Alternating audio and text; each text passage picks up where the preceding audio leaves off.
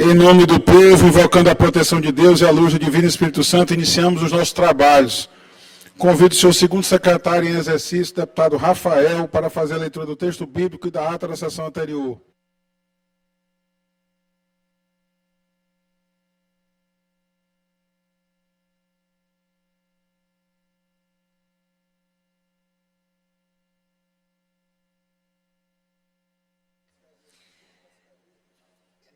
Texto bíblico, 21 de setembro de 2023. O prudente vê o mal e se esconde, mas os ingênuos seguem em frente e sofrem as consequências. Provérbios, capítulo 27, versículo 12. Ata da 70ª sessão ordinária da primeira sessão legislativa da 20ª legislatura da Assembleia Legislativa do Estado do Maranhão, realizada em 20 de setembro de 2023. Presidente em exercício, senhor deputado Neto Evangelista. Primeira secretária em exercício, senhora deputada Cláudia Coutinho. Segundo secretário em exercício, senhor deputado Júlio Mendonça. Às 9h30, presentes os senhores deputados Aloysio Santos, Ana do Gás, Andréa Martins Rezende, Antônio Pereira, Ariston, Arnaldo Melo, Carlos Lula, Cláudia Coutinho, Cláudio Cunha, Daniela, Davi Brandão, doutor Iglesio, doutora Viviane, Edna Silva, Fabiana Vilar, Fernando Braide, Florencio Neto, Guilherme Paz, Emetério Eba, Iracema Vale, Janaína Ramos, Júlio Mendonça, Júnior Cascarias, Júnior França, Juscelino Marreca, Leandro Belo, Mical Damasceno, Neto Evangelista, Osmar Filho, Pará Figueiredo, Rafael, Ricardo Arruda, Roberto Costa, Rodrigo Lago, Solange Almeida, Wellington do Curso e Zé Inácio. Ausente os senhores deputados Eric Costa, Francisco Nagibe, Glaubert Cutrim, Ricardo Rios e Rio do Amaral. O presidente, em nome do povo, invocando proteção de Deus, declarou aberta a sessão, determinando a leitura do texto bíblico e a ata da sessão anterior que foi aprovada e do expediente que foi encaminhado à publicação. No horário do pequeno expediente, ocuparam a tribuna os deputados Júlio Mendonça e Daniela. Esgotado o tempo regimental destinado a este turno dos trabalhos, o presidente declarou aberta a ordem do dia, anunciando em primeiro turno, tramitação ordinária, o projeto de lei número 130 de 2023, de autoria do deputado Cláudio Cunha, e o projeto de resolução legislativa número 022 de 2023, de autoria do deputado Roberto Costa, que foram aprovados. Os projetos de leis número 322 e 346 de 2023, de autoria do deputado Leandro Belo, foram transferidos devido à ausência do autor. Sujeitos à deliberação do plenário, foram aprovados os requerimentos número 345 de 2023, de autoria do deputado Dr. Iglesio, e 348 de 2023, de autoria da deputada Iracema Vale. Subscritos pelos deputados Rodrigo Lago, Dr. Iglesio, Fernando Braide, Neto Evangelista, Zé Inácio, Rafael, doutora Viviane e Mical Damasceno. Por fim, a mesa deferiu os requerimentos números 347 de 2023, de autoria da deputada doutora Viviane, e 349 de 2023, de autoria da deputada Andréa Martins Rezende. Por força de acordo de lideranças, foi aprovado na presente ordem do dia, em regime de urgência, sendo aprovado o projeto de lei número 570 de 2023, de autoria do Poder Executivo, que foi encaminhado à sanção governamental. Nos termos do regimento interno, determinou a inclusão na ordem do dia da próxima sessão ordinária as seguintes proposições. Proposta de emenda constitucional número 001/2023, de autoria da deputada Iracema Vale e do deputado Rodrigo Lago, e os projetos de lei número 063/2023, de autoria da deputada Mical Damasceno, 345/2023, de autoria do deputado Dr. Iglesio, 374/2023, de autoria da deputada Janaína Ramos, e 350/2023, de autoria do deputado Rodrigo Lago. No primeiro horário do grande expediente, fez-se ouvir o deputado Rafael. No tempo destinado aos partidos ou blocos, os deputados Zé Inácio e Rodrigo Lago falaram pelo bloco parlamentar Juntos pelo Maranhão. No expediente final, não houve oradores inscritos. Nada mais havendo a tratar, a sessão foi encerrada e lavrada a presente ata, que lida e aprovada será devidamente assinada. Plenário, deputado Najib Aico, do Palácio Manuel Beckmann, 21 de setembro de 2023. Ata lida, senhor presidente.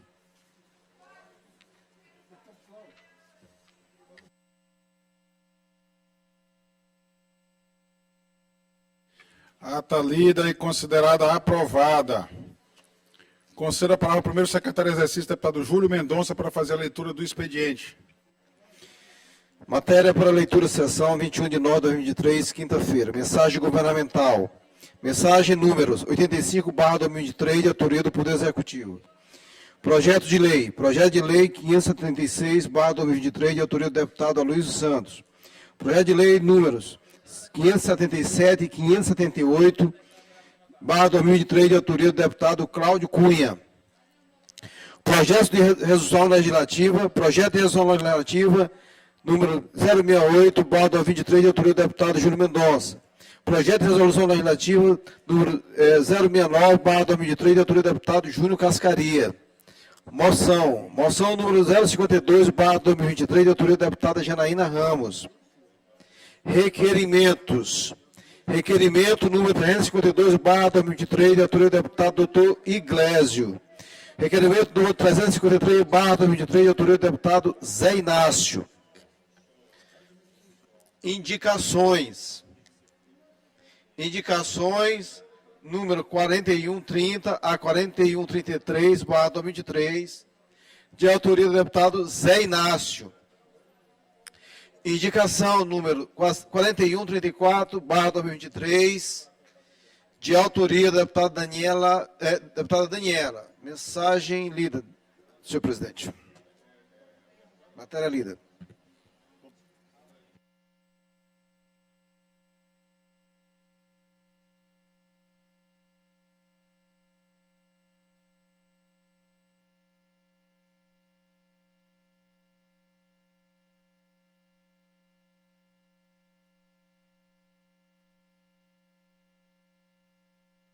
Começando, você acompanha imagens ao vivo da mesa diretora, à frente dos trabalhos, o vice-presidente da Casa Legislativa, deputado Rodrigo Lago. Expediente lido, encaminhado à publicação. Oradores inscritos no pequeno expediente. Convido o deputado Rafael por até 5 minutos, sem direito a partes. O deputado Rafael, líder da bancada governista, será o primeiro a se pronunciar na sessão plenária desta quinta-feira. Acompanhe ao vivo aqui pela TV Assembleia ou pelas nossas redes sociais os pronunciamentos dos deputados estaduais nesta manhã de trabalho. Senhor presidente, aqui em exercício, deputado Rafael. Rodrigo Lago, senhoras e senhores deputados, galeria, telespectadores da TV Assembleia, deputada Mical Damasceno. Gostaria de subir essa tribuna, presidente, para destacar a nossa audiência pública ontem, mais uma audiência pública realizada pela Frente Parlamentar em Defesa da Cannabis Medicinal, onde pudemos ter a oportunidade de discutir mais uma vez com a sociedade os projetos de lei que tramitam aqui nesta casa. Existem 4 projetos de lei que tratam da temática, um pelo deputado Rafael, deputado Dr. Iglesias, deputado Carlos Lula e deputada Andréa Rezende. Nós conseguimos fazer um compilado dessa legislação envolvendo os 4 projetos, e ontem apresentamos para a sociedade civil, para outros entes do poder público, para a Secretaria de Estado da Saúde, para o Poder Judiciário e, sobretudo, também para os usuários dessa medicação. Foi um momento muito interessante porque também, mais uma vez, podemos ouvir a nossa sociedade, ouvir opiniões, divergir da legislação que está em tramitação e também absorver outras contribuições. Ficou encaminhado que no próximo dia 4 de outubro faremos mais uma reunião para que nesse intervalo de tempo novas contribuições possam aparecer. Inclusive, as entidades presentes encaminharam algumas sugestões para modificar, alterar, modernizar a legislação que tramita aqui na casa.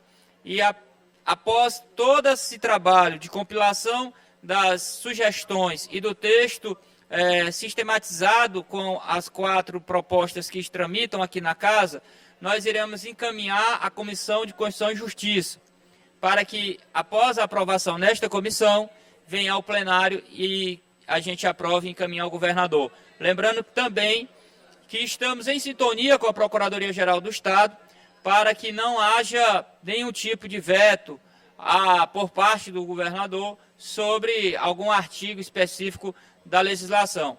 Estamos construindo em sintonia também com o Congresso Nacional, haja visto que o Congresso discute essa matéria, discute essa pauta importante para a nossa sociedade, pois há milhares de maranhenses que necessitam dessa medicação e é importante que a Assembleia Legislativa discuta essa temática e dê garantias, sobretudo no recebimento, sobretudo no acesso a essa medicação, para que a gente possa confortar milhares de maranhenses que precisam desse tipo de medicação. Senhor presidente, eu gostaria de aproveitar o tempo que me resta nesses 2 minutos e colocar uma situação muito importante da nossa região leste maranhense. Vocês sabem que Timon é a capital do leste maranhense, está de frente a Teresina, que é a capital do estado do Piauí, e há muito tempo nós somos cobrados, autoridades, poder público, seja ele municipal, estadual, Assembleia Legislativa, com relação a uma discussão séria e importante sobre uma 4ª ponte ligando Timon a Teresina. Pois todos os dias, deputado Cláudio Cunha, nós sofremos com o trânsito pesado ligando os 2 municípios, as 2 capitais, Timon, do leste maranhense, deputado Arnaldo Melo, e Teresina, capital do Piauí. Por isso, ontem, conversando com o deputado Leandro Belo, nós decidimos protocolar hoje uma frente parlamentar em defesa da construção da 4ª ponte naquela região, somar-se esforços com outras pessoas que também querem fazer parte disto. Estou em sintonia com a Assembleia Legislativa do Piauí para que a gente possa, as 2 assembleias, somar os esforços junto com o nosso coordenador da bancada, deputado federal Márcio Gerri, para que a gente possa marcar uma agenda com o ministro Jader, para que a gente possa discutir a fundo, primeiro, a elaboração de um projeto executivo, segundo, obviamente, garantir os recursos necessários para essa construção dessa ponte. Estima-se um grande número de veículos, a ida para Teresina e a ida para Timon, hoje ela praticamente se confunde e nós não podemos fazer essa discussão de modo isolado.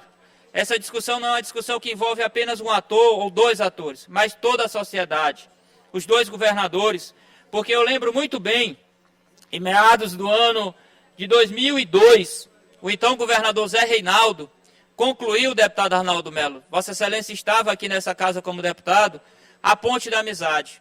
E foi um alento para todos nós, porque nós esperávamos por aquela ponte por décadas. E a conclusão da Ponte da Amizade deu mais um alento ao trânsito na nossa cidade. Mas já se passaram 20 anos. 20 anos e a cidade aumentou significativamente o tamanho. Hoje, segundo dados do IBGE, nossa população são quase 180 mil habitantes, mas tenho certeza absoluta que ultrapassa os 200, principalmente uma população flutuante. E Timon não além de ter os moradores, tem a passagem do Maranhão para o Piauí. E com a conclusão da BR-226 pelo presidente Lula, esse trânsito vai aumentar mais ainda. Por isso que é importante nós avançarmos na elaboração do projeto e também na viabilização das verbas para a construção desta 4ª ponte. Então, a Assembleia Legislativa do Maranhão jamais ficará de fora desse debate, por isso estamos protocolando hoje, eu e o deputado Leandro Belo, repito, para que a gente possa congregar mais pessoas, em sintonia com a Assembleia Legislativa do Piauí. Já estive em sintonia também com os secretários do governador Rafael, para que a gente possa discutir isso junto, os 2 estados, pois é um interesse comum entre o Piauí e o Maranhão. Não dá para discutir o trânsito de Timon sem pensar no trânsito de Teresina. Não dá para discutir o trânsito de Teresina sem pensar em Timon. Então, é óbvio que essa discussão ela tem que ser feita pelos 2 estados, pelo governador Carlos Brandão, que já se mostrou entusiasta da proposta, porque sabe da importância de Timon, sabe da importância desse aglomerado urbano para o estado do Maranhão como um todo.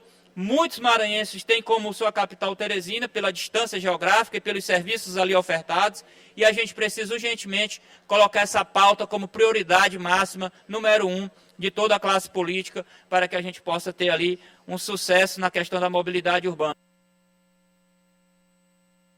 Concedo mais um minuto ao deputado Rafael.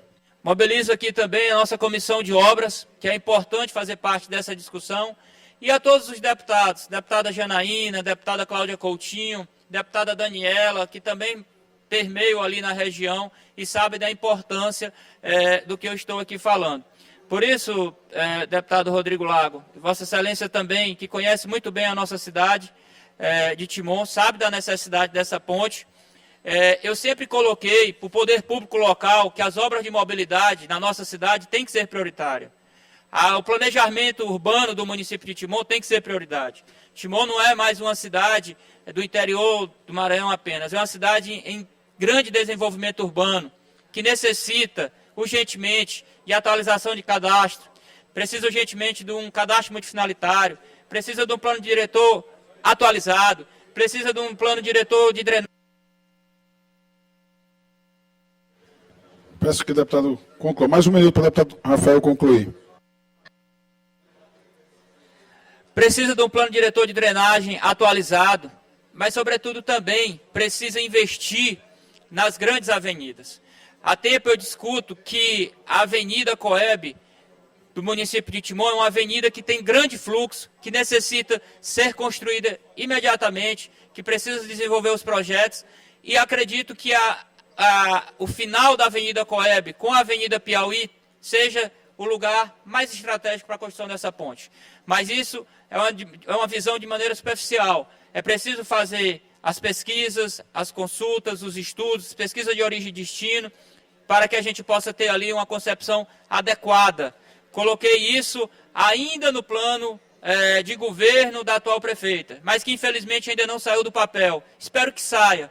Muito se fala que vai sair, mas tenho certeza absoluta que a Avenida Coeb é uma avenida fundamental para a cidade de Timon, pela sua mobilidade, por cortar a cidade de maneira transversal em toda a sua extensão urbana e fazer o final da Avenida Coeb com a ligação com a Avenida Gil Martins em Teresina e a Avenida Maranhão, talvez.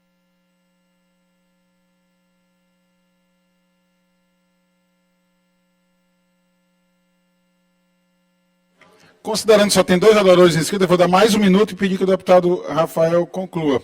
Presidente, deixa eu concluir que fica melhor. Aí Vossa Excelência pede para a mesa bloquear o telefone, ou o microfone. Mas para concluir de verdade, presidente Rodrigo Lago, nós precisamos fazer essa interligação urbana pela necessidade da mobilidade desse aglomerado urbano. Então, ratificando, Avenida Coeb, final da sua conclusão com a Avenida Piauí, interligando com a Avenida Maranhão e a Avenida Gil Martins, talvez seja a solução mais viável para o tráfego urbano da cidade. Até porque, com a conclusão da BR-226, o tráfego pesado dentro da Ponte Nova, chamada Ponte Nova, será muito maior e a gente precisa separar o tráfego pesado do tráfego leve, onde temos veículos leves, motos, bicicletas e pedestres. Era isso, senhor presidente. Muito obrigado. Agradeço a relevante contribuição do deputado Rafael. Convido o deputado Cláudio Cunha por 5 minutos, sem direito a partes.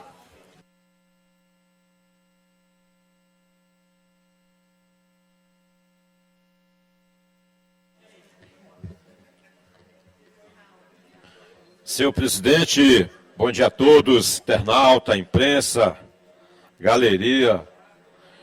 Hoje eu quero falar aqui, senhor presidente, sobre a Guarda Municipal. Guarda Municipal, que ela foi criada no intuito de preservar, fazer vigilância ao patrimônio público municipal, mas com a grande insegurança pública no país, e o Maranhão também está nesses quadros com problemas graves de seguranças. O que é que acontece? Passou a ser a Guarda Municipal um policial auxiliar. É a Guarda Municipal nesse Maranhão afora que está ali ajudando a Polícia Militar preventivamente no combate à criminalidade. É a Guarda Municipal que ajuda os policiais civis a combater a criminalidade pelo Maranhão afora. E falo isso com propriedade, porque fui prefeito e sei, deputado Rafael, dessas dificuldades. Então, eu hoje proponho uma PEC, uma proposta de emenda constitucional que vai tornar o que é ilegal, porque eles acabam com aqueles trabalhos de forma ilegal, legal. Qual é a ideia? É fazer com que o Estado possa fomentar e trazer este tema através de um convênio, emprestando-lhes à Guarda Municipal o sistema de inteligência da polícia, para que dentro do território de cada município a Guarda possa trabalhar legalmente com a Polícia Militar e a Polícia Civil. Desta feita, eu tenho a convicção que vai melhorar muito o sistema de segurança pública. Eu vou dar um exemplo. Todos os municípios que têm até 20 mil habitantes, deputado Eduardo Brade, que tem até 20 mil habitantes, ele tem 3 policiais militares, enquanto existe 15 homens efetivo da Guarda Municipal. O que precisa juntar, o que precisa unificar Guarda Municipal juntamente com as polícias que vão dar ao cidadão de cada município do estado do Maranhão mais segurança para as pessoas. A criminalidade hoje virou grife. Hoje as facções são grife dentro das periferias e das comunidades desse Maranhão afora. E desta feita, com essa PEC, eu tenho certeza e a convicção que vai melhorar muito a segurança no estado do Maranhão. Aí eu peço a colaboração, estou precisando das assinaturas dos parlamentares, já temos mais de 10 assinaturas, eu preciso de 15 assinaturas para protocolar na casa. Um outro requerimento nosso aqui, deputado Zé Inácio, é que trata-se da instalação de um posto do Corpo de Bombeiro na belíssima praia de Araoca. Né? Hoje, com a pavimentação, temos mais de 7 quilômetros já de pavimentação da estrada de Araoca, tenho ido lá direto, e a praia torna-se uma grande superlotação sem um controle, né? Ali está um pouco como se fosse uma praia deserta, não tem um controle de salva-vida, não tem um controle. Então, a gente busca ao governo do estado a instalação de um posto do Corpo de Bombeiro que vai dar mais segurança. Quero convidar todos os parlamentares que hoje, a partir das 3 da tarde, com termômetro a 35 graus, já diz aí que está tendo uma onda muito forte de calor pelo Brasil, pelo mundo. O termômetro pode estar 40 graus, pode estar 60 graus, mas hoje tem Capelli aqui e vamos prestar-lhe uma homenagem pelo grande cidadão que é, com a sua passagem pelo estado do Maranhão e os serviços prestados. Muito obrigado, senhor presidente.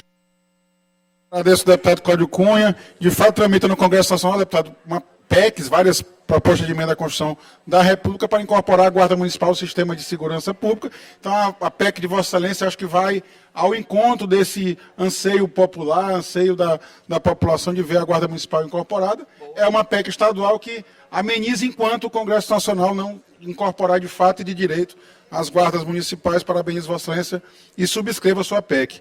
Convido o deputado Zé Inácio por 5 minutos, sem direito a partes. Ok, no pequeno expediente, acabou de se pronunciar. Eu vou ver. Tá.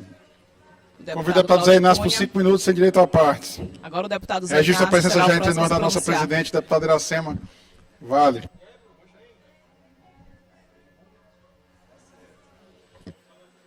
Senhor presidente, senhoras e senhores colegas deputados, subo mais uma vez a esta tribuna, dessa vez para destacar a reunião que fizemos ontem na Comissão de Obra.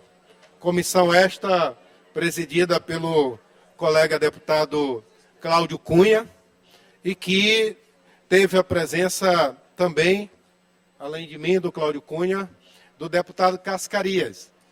E nós tivemos nessa oportunidade de ouvir, acompanhar uma apresentação do superintendente do DENIT, o Glauco, onde ele explanou todo o trabalho do governo federal, do DENIT, nas rodovias federais no estado do Maranhão.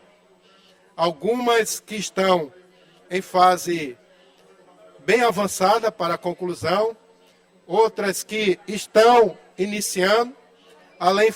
Além disso, falou que hoje o DENIT no estado do Maranhão dispõe para manutenção, recuperação, implementação asfáltica das rodovias no estado, de um orçamento de mais de 700 milhões.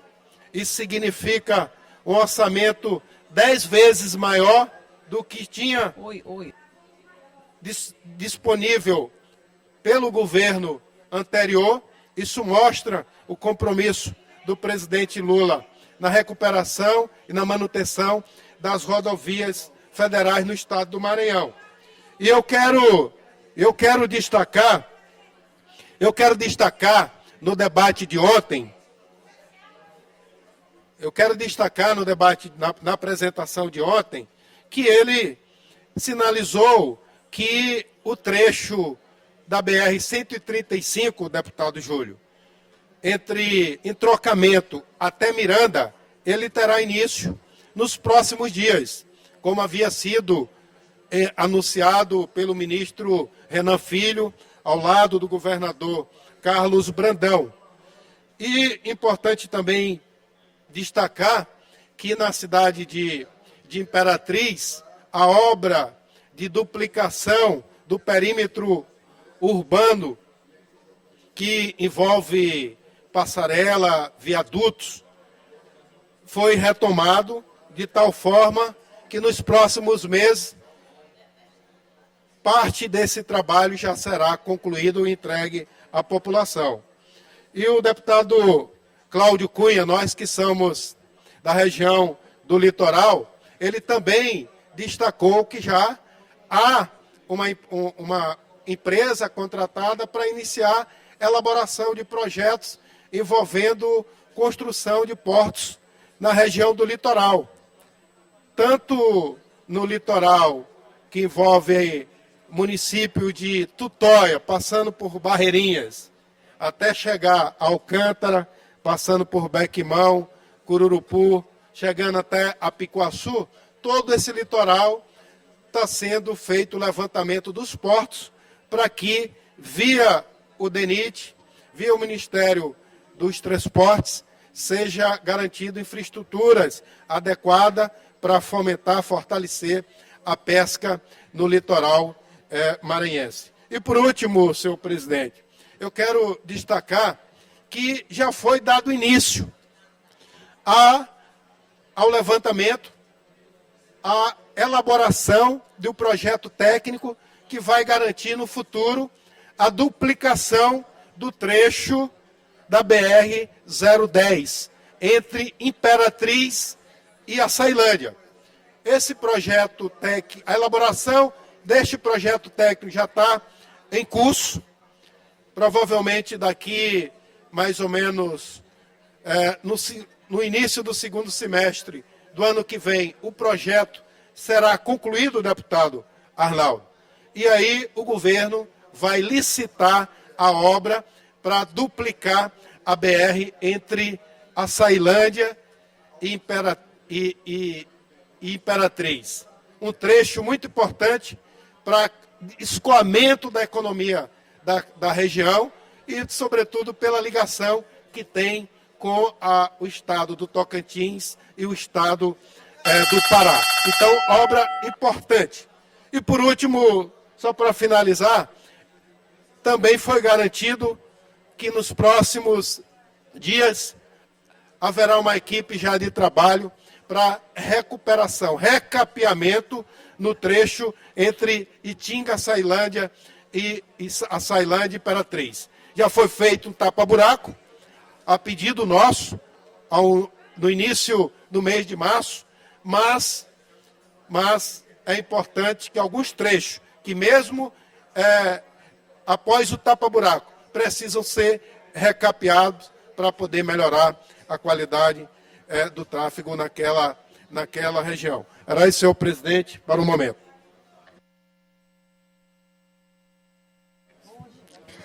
Com a palavra a deputada Janaína.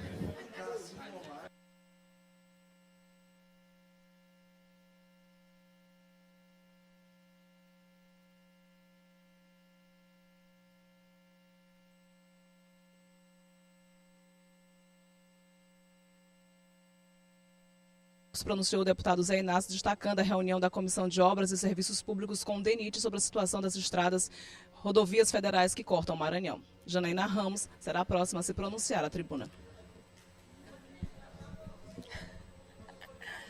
Bom dia, colegas deputados, colegas deputadas.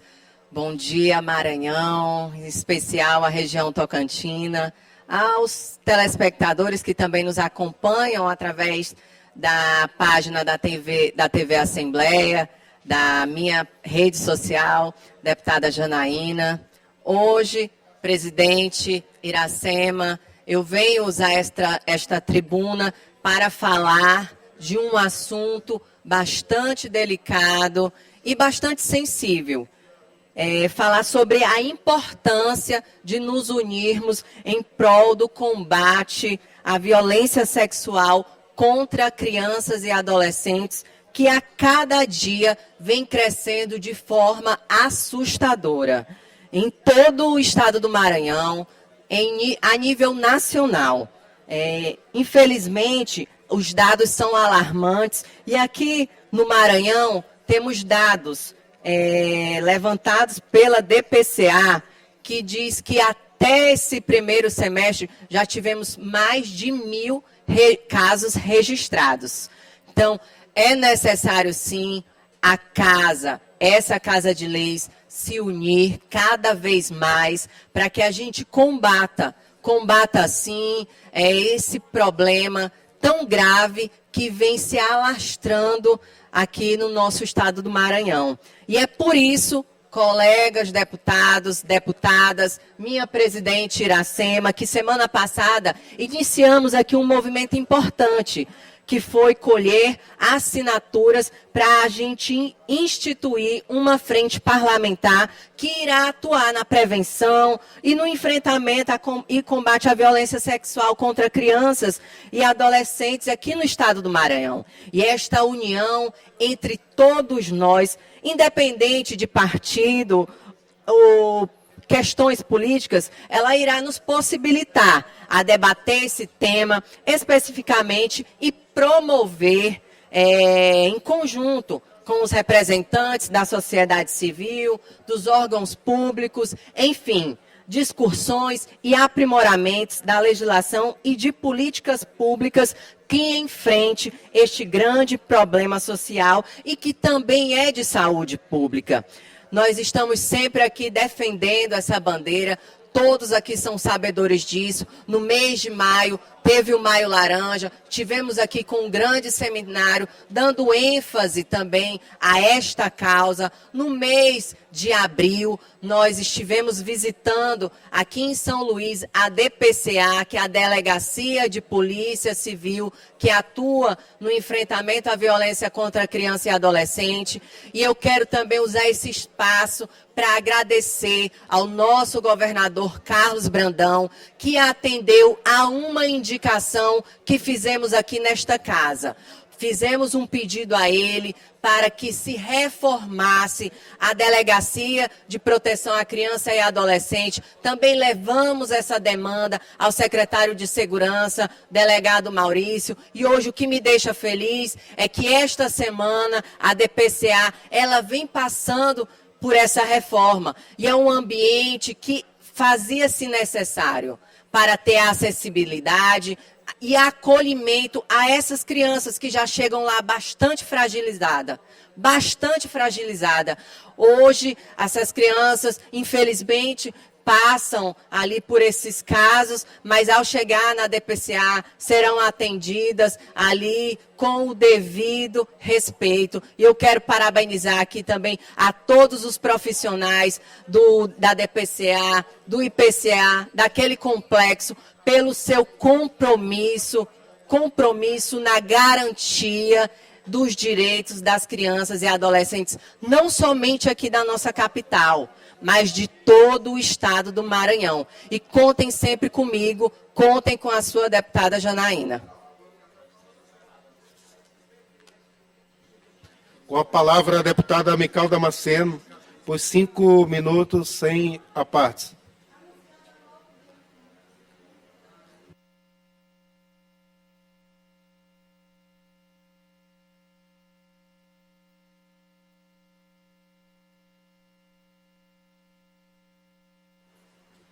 Senhor presidente, mesa diretora, deputados e deputadas, funcionários da casa, imprensa, povo maranhense que estão nos assistindo, o que me trouxe a essa tribuna, para mim hoje é um dia de decepção, de tristeza, deputado Júlio Mendonça.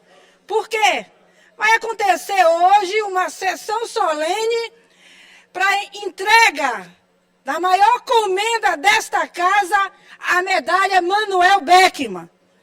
Que para mim, senhores e senhoras deputadas, é uma frustração, porque aqui nessa casa se prega muito a unidade das mulheres, sobre a violência política à mulher.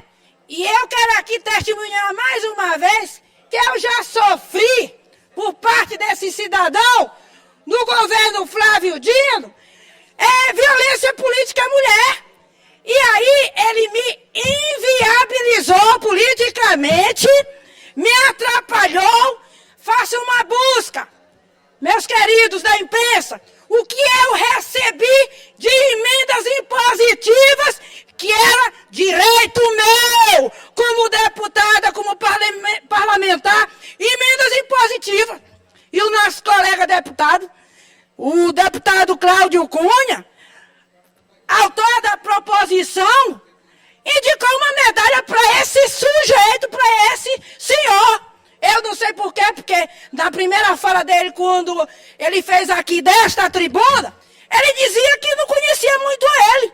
E aí eu não entendi nada, porque a gente só indica medalha para quem a gente conhece, para quem a gente vai fazer uma busca de um histórico, que, na verdade, eu acho que estão banalizando essa medalha, deputado Iglesias.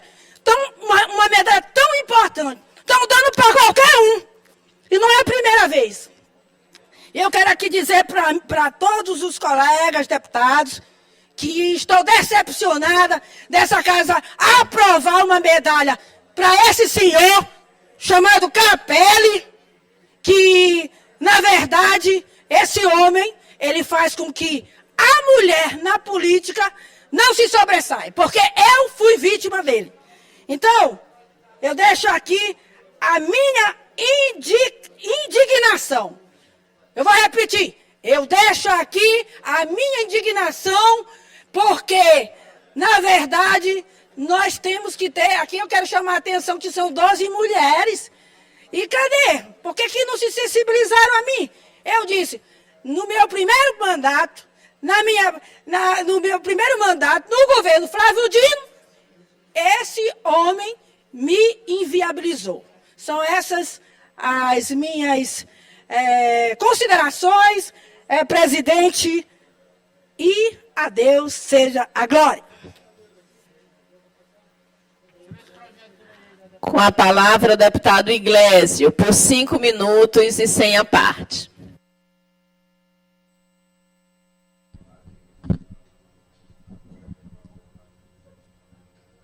Estamos ainda no pequeno expediente, momento que os deputados iniciam os pronunciamentos na tribuna, destacam suas ideias, seus projetos de lei, fazem críticas, debatem. É um momento importante dentro do parlamento livre, né? Parlamento democrático, onde os deputados estaduais... Pessoal ligou o microfone. Pronto. A presidente Iracema Vale, imagens ao vivo da presidente do Parlamento Estadual à frente dos trabalhos. Ao lado dela, o deputado Antônio Pereira, o deputado Rafael, o deputado Fernando Braide, senhoras e senhores, bom dia a todos, a todas que aqui se encontram.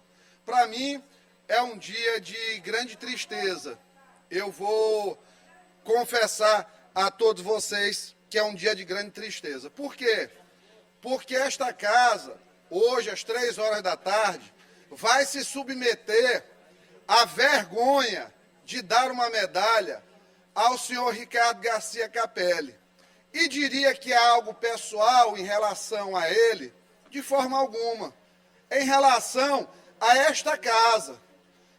As pessoas que propuseram título, propuseram medalha, não estiveram aqui conosco no ano passado, no ano retrasado, para saber como era o tratamento que esse cidadão dava a um deputado. A deputada Mical mostrou ali ainda agora como foi com ela. Comigo foi 1000 vezes pior. Veja só, No meu aniversário, dia 19 de setembro de 22, me entregou um processo há poucos dias da eleição para minar a minha candidatura. E em 18 de setembro deste ano, véspera do meu aniversário, manteve a perseguição, mesmo tendo sido derrotado no TRE por 7-0. E por que eu digo, e esta placa diz, por que Capelli não merece título de cidadão e nem medalha? Artigo 138 do nosso regimento. O que ele diz? A concessão de título é para quem tenha prestado relevantes serviços comprovados mediante residência no Maranhão há no mínimo 10 anos. E eu vou pegar o conceito de residência do Tribunal de Justiça do Distrito Federal, que inclusive o Capelli quer ser governador do Distrito Federal, ele que não se elegeu nem vereador nem deputado estadual. Residência onde a pessoa mora com intuito permanente, que pode coincidir com domicílio legal. Diante disso, nós vemos que Capelli só chegou no Maranhão em 2015. Ainda estamos em 2023. Então, houve uma inserção pelo autor da proposição de uma informação falsa que alterou o resultado da deliberação da CCJ. Então, uma infração ética conforme preceitua o capítulo 3º dos atos incompatíveis com o decoro. Fraudar por qualquer meio ou forma o regular andamento dos trabalhos. O título de Capelli é uma fraude. E vou ingressar na justiça para que esse título seja retirado, porque ele viola o regimento da casa. Em relação à medalha de mérito, vai ser agraciado com a medalha de mérito personalidades que proporcionaram feitos considerados notórios e foram considerados merecedores da comenda. Vamos analisar as contribuições de Capelli para o Maranhão.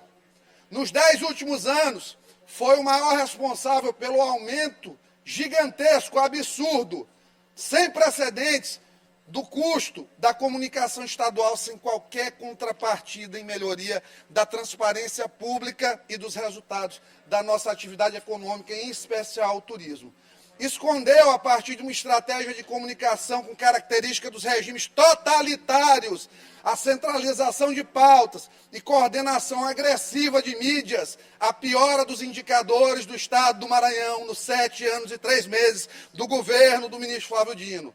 Reduziu a autoestima da imprensa maranhense, levou o jornalismo local a uma verdadeira humilhação, com atitudes das mais diversas possíveis. Perseguiu adversários de maneira agressiva, este deputado um deles. Negou acesso a documentos de transparência, violando a lei de acesso à informação.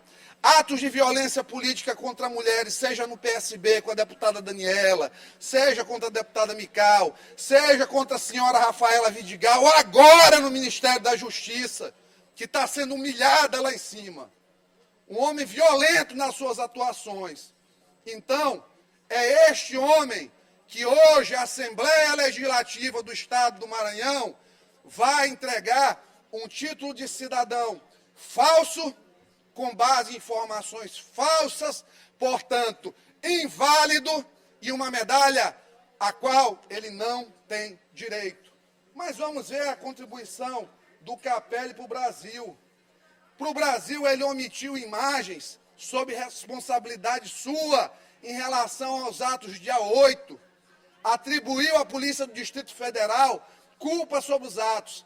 Articulou para evitar comparecimento à CPI dos atos do dia 8.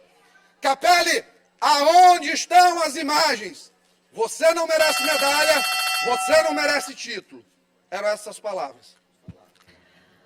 Com a palavra, o deputado Antônio Pereira, por 5 minutos, sem apartes.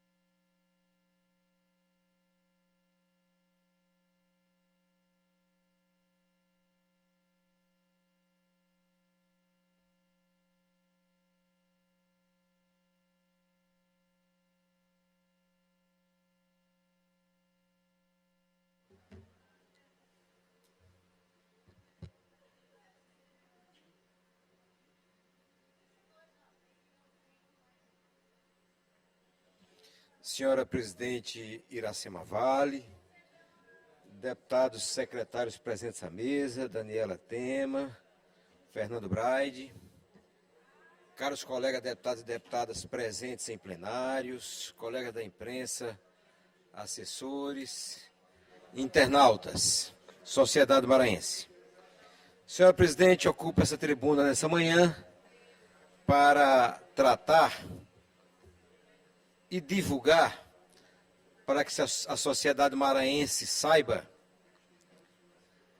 da presença habitual e constante do governador Carlos Brandão e sua equipe de trabalho em Imperatriz, segunda cidade do estado, capital daquela região, um centro econômico de indústria, serviço e comércio do sudoeste do estado. O governador Brandão esteve lá ontem por alguns motivos. Primeiro, para o lançamento de uma ação de asfaltamento de ruas e avenidas daquela cidade. E visto que o último período de chuvas fez com que estragasse bem as ruas e avenidas daquela cidade. O prefeito tem feito, recuperado alguma coisa, mas precisava da presença efetiva do governo do estado.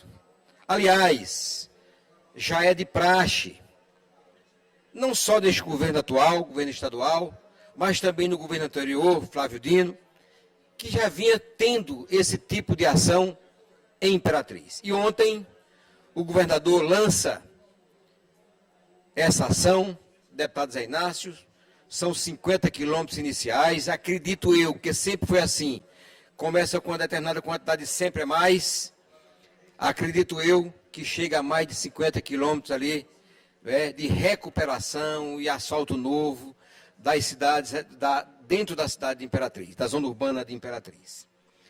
Também o governador, numa região extremamente necessária e carente de água, ele inaugurou um novo poço artesiano, a Caema estava presente, um poço profundo, mais de 100 mil litros de água por hora, num bairro grande, que é o Planalto, interligado com outras regiões, abastecida pela Caema, com outros poços, com o P9, que é um poço grande que atende uma região, enfim, melhorando a infraestrutura de abastecimento de água para o bairro ali, Imperatriz, o bairro do Planalto. Mas, Janaína, Vossa Excelência, que é deputada por aquela cidade, quando eu vi e vejo não só aquele bairro, como outros carentes de água, deputada Iracema, me remota a lata d'água na cabeça. Em pleno século XXI, nós ainda temos essa situação estabelecida em muitos municípios, não só no Maranhão, como no Brasil. A situação de um bairro que não tem acesso à água é a situação de 30, 40 anos atrás, em algum lugar onde você ia, nossas mães, nossas avós, as pessoas iam buscar água e traziam uma lata d'água na cabeça. Não podemos mais deixar isso acontecer. Terminamos um poço artesiano desta profundidade, dessa magnitude em Imperatriz, e já vamos atender outra região, aquela região do Cacauzinho, a região ali, outro, já conversei com o governador, ele já está estudando, e ainda este ano, com certeza, iremos ali dar ordem de serviço, quando terminarmos esse poço, para aquela outra região, a região da Ayrton Senna, Parque Santa Lúcia, que já está abastecido de água, mas mais profundamente, mais para a periferia, precisamos atender também aquele bairro tão importante de Imperatriz em relação à água. Como foi também na Vila Esperança e no Jackson Lago, próximo da Universidade Federal, do campus da Universidade Federal ali em Imperatriz. O governador também, além de estar terminando, senhora presidente, essa ordem de serviço, fez reunião com os empresários, fez visita ao maior empregador de Imperatriz, que é a Suzano, a maior indústria, que Imperatriz, na questão comercial, na questão de arrecadação, é uma antes da Suzano, outra depois da Suzano. Ele esteve lá visitando, preocupado com a questão de emprego, de desenvolvimento econômico. Outras reuniões também fez com outros empresários, pecuaristas. Diga-se de passagem que o governador Brandão, deputado Iracema, tem feito ações à agricultura familiar, ao pequeno agricultor, mas não tem também esquecido do agronegócio. E recebeu também pessoas ligadas ao agronegócio de Imperatriz, porque é tendência e potencial daquela cidade, daquela região. E nós não podemos deixar isso de lado. Parabéns, governador. Vossa Excelência olha tanto o pequeno quanto o grande. Aliás, Júlio Mendonça, Vossa Excelência está até convidado sexta-feira, amanhã, o Sindicato Rural de Imperatriz está fazendo um grande movimento, tentando exatamente unir o pequeno agricultor, o agricultor familiar, com o grande agricultor. Acho de grande importância, nesse momento pelo qual passa o país, de uma nova visão, esse tipo de atitude. Mas, finalmente, o governador, no seu último ato de ontem, esteve na abertura oficial da Feira de Comércio de Imperatriz, da FECOIMP, uma feira de comércio de Imperatriz, que ontem foi a 23ª edição, 23 anos seguidos. Talvez não seguidos porque teve a questão da pandemia, mas são 23 anos ali, 23 feiras, portanto,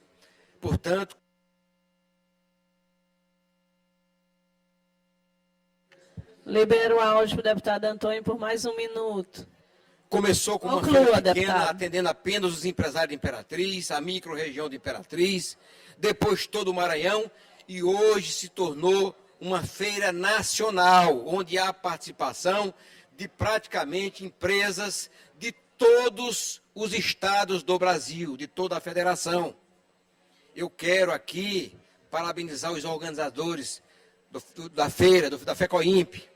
Quero parabenizar o governo do estado por sempre, todas as vezes, dar uma ajuda econômica para que aquela feira possa ser executada, possa ser efetuada e possa atender e trazer essas pessoas de fora. E, diga-se de passagem, sempre deixa, cada ano, suplanta o ano anterior, exatamente no volume de negócio, em dinheiro, financeiramente falando.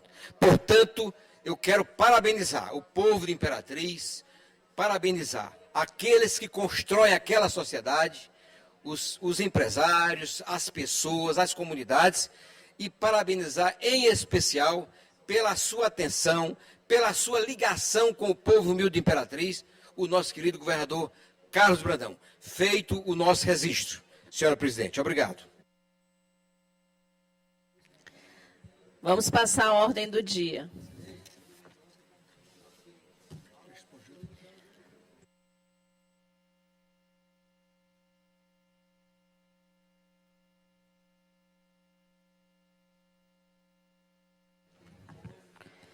A proposta de emenda constitucional número 001 de 2023, de autoria da deputada Iracema Vale e do deputado Rodrigo Lago, nós vamos retirar de pauta por conta do quórum.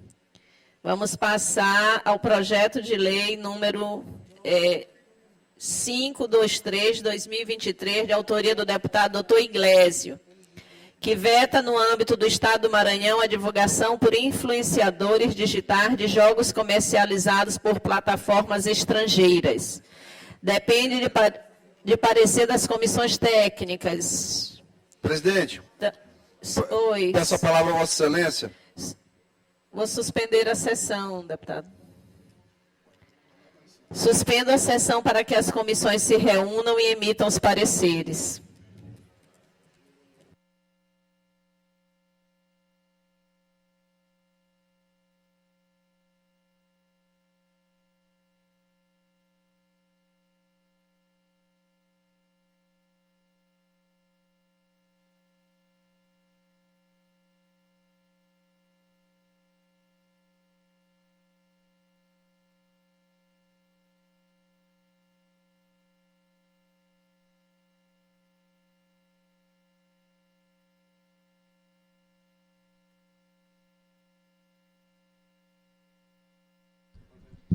Aí você acompanha imagens ao vivo da mesa diretora, à frente dos trabalhos da deputada Iracema Vale. 35 deputados presentes em plenário. Neste momento eles seguem para a ordem do dia, que é o momento em que eles apreciam, avaliam os projetos de leis e matérias importantes para a casa.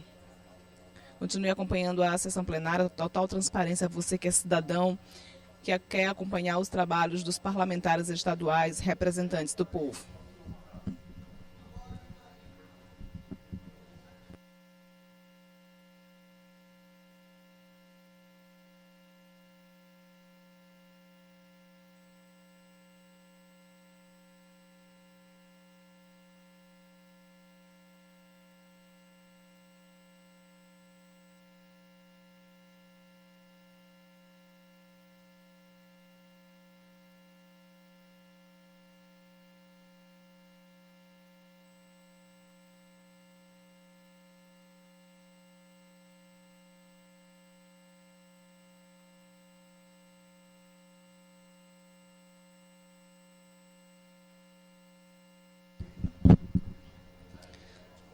Hoje os deputados devem avaliar projetos de emenda, projetos de lei em primeiro e segundo turno. Entre os projetos de lei que estão pautados para a sessão plenária desta quinta-feira está o de autoria do deputado Doutor Iglesio, que veda no Maranhão a divulgação por influenciadores digitais de jogos comercializados por plataformas estrangeiras.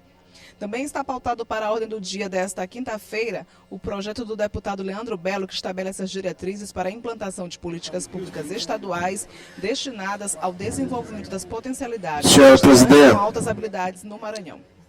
Na condição de suplente da CCJ, na ausência do presidente e do vice, e dado regimentalmente, apesar de eu não ser o mais velho, de não parecer o mais idoso, mas ser provavelmente com mais idade, convoco os membros titulares aqui presentes, e no caso suplentes da comissão da CCJ.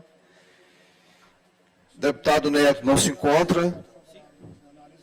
Deputado Glauber não se encontra, também eu acho que não se encontra na casa. Deputado Carlos Lula também não. Deputado Florencio Neto, se encontra? Não, né? Deputado Iglesio. Tá, deputado Fernando Braide está aqui presente. Deputado Rafael. Cadê Rafael?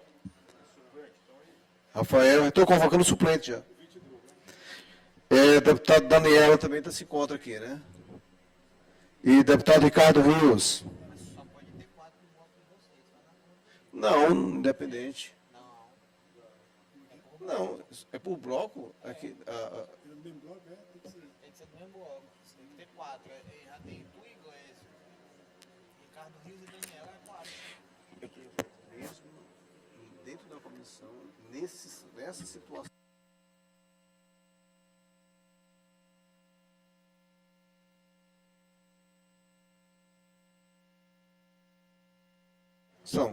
Então, quem são os presentes aqui? Eu, o Ricardo Rios Fernandes e Daniela. Agora tem que chamar direitos humanos aqui. Direitos humanos, deputado.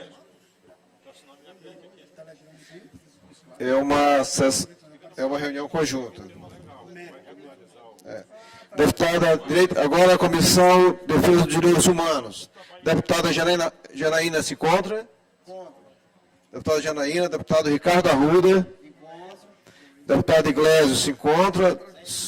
Zé Inácio aqui presente. Deu quórum já, né? O relator Gero Fernando, que foi designado anteriormente, vai só o relator dele, que foi aprovado na comissão. Pediria aos deputados da Comissão de Direitos Humanos e da Comissão CCJ que pudessem chegar aqui para que possamos fazer essa reunião conjunta.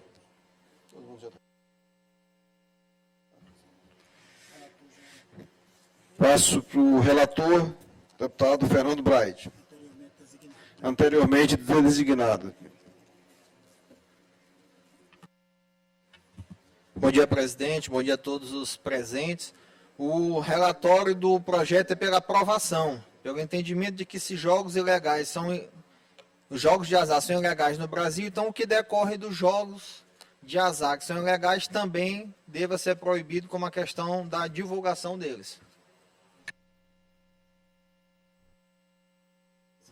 Na forma do substitutivo do projeto.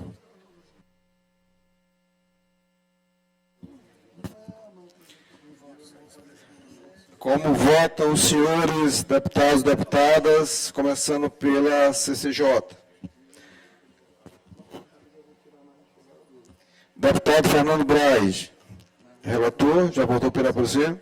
Deputado Dr. Iglesio. Voto no relator. Deputado Rafael. Deputado Daniela. Deputado Ricardo Rios. Cadê Ricardo?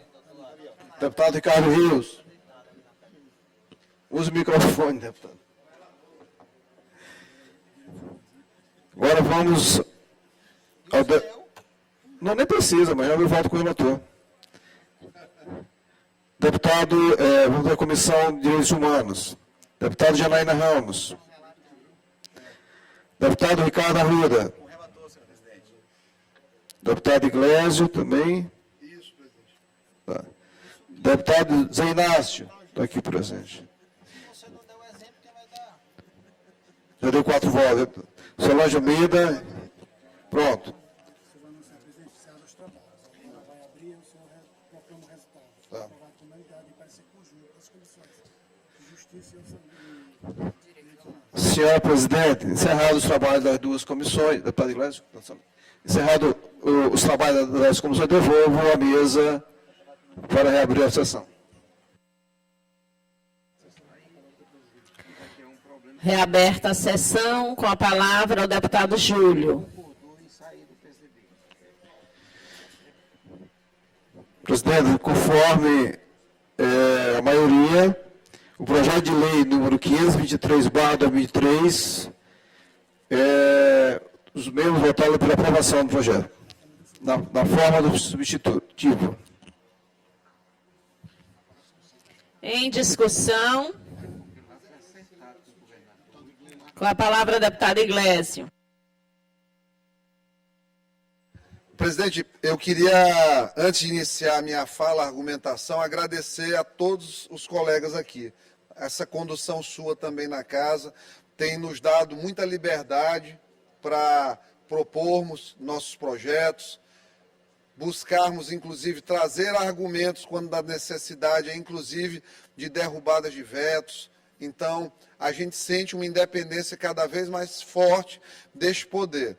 Em relação a esses joguinhos, eu não teria como não agradecer meus colegas, principalmente os da CCJ. Claro, sem esquecer dos da Comissão de Direitos Humanos, mas na CCJ, porque houve contribuição direta, e aí aqui eu vou, claro, destacar o nosso amigo o deputado Fernando Braide, o deputado Rodrigo Lago teve uma contribuição, mesmo não sendo membro, agora há pouco também, no melhoramento do texto, para tornar o texto mais claro, menos suscetível a desinterpretações que são tão comuns.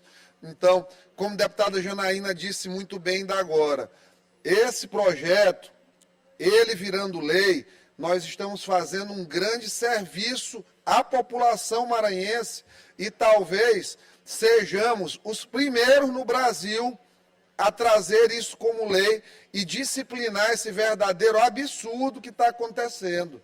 Presidente, as pessoas estão morrendo por conta desses jogos. Deputado Antônio, tem gente entrando em depressão, perdendo casa, perdendo família. Por quê? Porque é uma coisa muito pesada, é uma estratégia muito bem pensada. Tem uma plataforma que é estrangeira, não se submete aos regramentos nacionais, transnacionais, alicia pessoas aqui no Estado. A partir disso, essas pessoas começam, deputado Arnaldo, a gerar um link a partir do perfil dessa pessoa. É como se fosse uma porta de entrada. Você entrou pela porta de entrada do blogueiro A, blogueiro B ou blogueiro C. A partir daquilo ali, eles começam a ter meta. Cada um que chega com entrando por aquele link, dá dinheiro para a plataforma e dá dinheiro para o influenciador. E aí o que é que acontece? O influenciador começa a ganhar muito dinheiro, alguns não ganham muito no começo, mas também tem técnica para isso. O que é que eles fazem? Pegam emprestado uma roupa de marca, vão numa concessionária da BMW, batem uma foto na frente do carro, gravam um vídeo, postam aquilo ali na internet, e aí as pessoas começam a acreditar que está havendo prosperidade nos joguinhos. Como não há. Não há. O que existe é um esquema de Ponzi, pirâmide, modelo matemático aplicado ao sistema financeiro, que leva uma grande quantidade de pessoas que estão na base da pirâmide a depositarem suas economias e, em decorrência disso, dando perdas financeiras enormes para essas famílias e para essas pessoas. Quando a gente junta um cenário econômico difícil com a perda completa do capital, nós vamos ter ansiedade, depressão e possibilidade de suicídio. O que esta casa hoje está fazendo é buscar dar um basta. Eu peço até pelo amor de Deus que o governador Carlos Brandão sancione essa lei, porque um veto a uma lei como essa é uma coisa que prejudica muitas pessoas, e eu confio no governador. O interesse social aqui, ele é muito maior do que qualquer análise eventual. É constitucional, não é? Eventualmente. Nós estamos falando de vidas e de destruição financeira. Olha, tem uns meses que eu estou lutando contra essas plataformas. Tudo que é tipo de desgraceira que vocês puderem imaginar já foi plantado em relação a mim, em relação à minha família, ameaças. Já fui 2 vezes na SEIC, correndo, depondo, lutando contra esse pessoal. Não tem sido fácil. Não pensem vocês, porque são pessoas com 200, 300 mil seguidores. Quantas pessoas vão aí se submeter a serem difamadas por uma pessoa com 1 milhão de seguidores? Então tem que ter uma coragem muito grande, uma resiliência grande para saber que estamos fazendo o melhor pela população. Gente, tem gente que está perdendo tudo nisso aí. Isso não é brincadeira. Não é brincadeira. Não é uma coisa que qualquer um possa se omitir. Então, assim, eu não tenho palavras para agradecer a esta casa hoje a aprovação desse projeto, da tramitação em regime de urgência. Peço mais uma vez, ressalto, peço ao governador que sancione esse projeto de lei e a gente consiga, principalmente, eu sei a dificuldade da gente regular essa terra sem lei, que é a internet, nem tenho esse interesse da gente fiscalizar todo mundo, mas é um marco de educação essa lei. É um marco pedagógico essa lei. É um marco necessário mesmo. Não dá para aceitar. A pessoa ganha um salário mínimo, cara, ou um Bolsa Família, vai lá no Tigre, perde 200, 300, 400 reais. Sai daí, está devendo, quer recuperar o prejuízo, chega dizendo para o parente que está com uma conta em atraso de energia, pega mais dinheiro, o parente não quer mais a pessoa, emprestar dinheiro para a pessoa, e aí o que é que acontece? Vai recorrer a um agiota. Ou seja, todo mundo ao redor, os cabeças desse macrosistema financeiro, desse esquema de Ponzi, disfarçado de joguinhos, esse pessoal todo está lucrando. E quem não tem cabeça e quem não tem uma construção cognitiva adequada, cai nessa tentação mesmo. Imagina, olha aqui a pessoa o tempo todo postando, todo dia, mega, super, mega ganho, 5 mil, 10 mil, ontem fizeram um fake de 35 mil que ganhou no Tigrinho. E, rapaz, como é que as pessoas que têm uma construção cerebral, afetiva, emocional mais quebradiça, como é que essas pessoas não vão sucumbir a essa tentação? ver um cara safado como Carlinhos Maia, 25 milhões de seguidores. O que é que um cara desse que não tem mais onde colocar dinheiro, como é que um cara desse consegue divulgar uma coisa tão tosca, tão nojenta, tão vil, ardilosa? Felipe Neto, todo dia aí, querendo pagar de defensor da democracia, de valores elevados, um hipócrita. Essa Blaze aí dando calote nas pessoas. Nós temos que ter um mercado, eventualmente, de apostas que seja regulado com marcos legais claros e empresas sediadas no Brasil e que estejam submetidas a um evento que seja de fato imprevisível. Uma partida de futebol, de basquete, de tênis de mesa, tudo bem. Lembrando que a pessoa, antes de negócio de jogar, deveria pensar em investir com o que sobra. 10, 20 reais é melhor investir, que pouco que seja, do que jogar. Pode ter certeza, porque o jogo é só uma dopamina ali na veia momentânea. Então, assim, fica essa conscientização, essa batalha está apenas começando. Nós estamos, inclusive, perdendo feio essa batalha, porque é muita gente com muito alcance, com muito engajamento o tempo todo mentindo. A gente fez um vídeo, eu me infiltrei num grupo de influenciadores, me mandaram um esquema todinho para eu mostrar como funcionava, mostrei, aí eles criam uma nova história, dizendo, não, eu coloco do meu dinheiro aqui, óbvio que coloca, está ganhando 30, 40 mil, deputado Rodrigo Lago, numa plataforma como essa, como é que não vai botar 5, 6 mil? Faz parte do sistema deles de perda e ganho, é uma perda controlada. Então, assim, são argumentos que não prosperam a realidade. Então, muito obrigado, nós caminhamos para a aprovação de maneira unânime nesta casa desse projeto de lei e vamos à luta, só está começando. Muito obrigado, presidente, a todos que nos assistiram.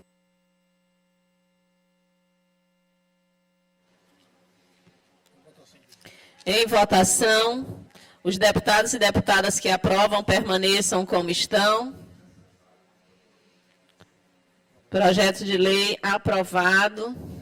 Vai à redação final.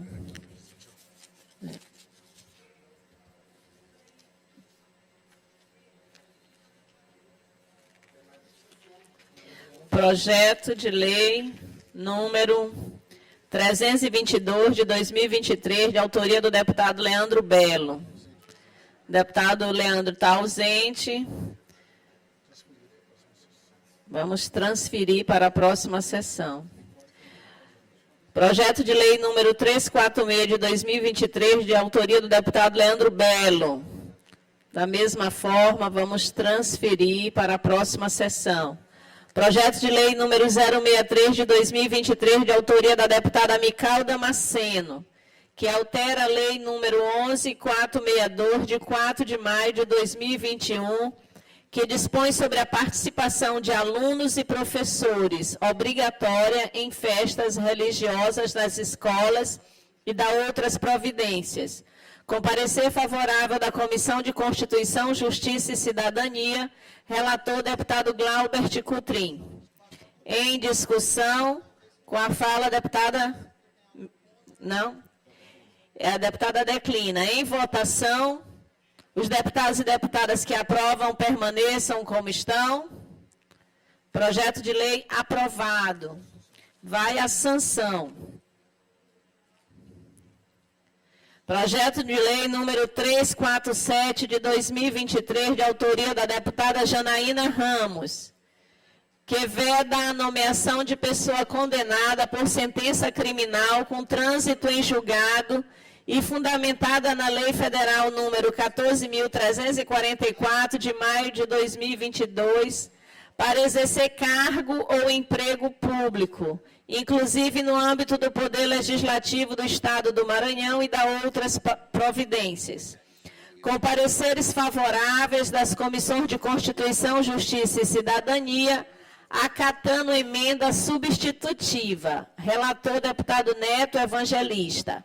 E de Administração Pública, Seguridade Social e Relações de Trabalho, relator o deputado Leandro Belo. Em discussão, em votação, os deputados e deputadas que aprovam permaneçam como estão. Projeto de lei aprovado, vai a segundo turno.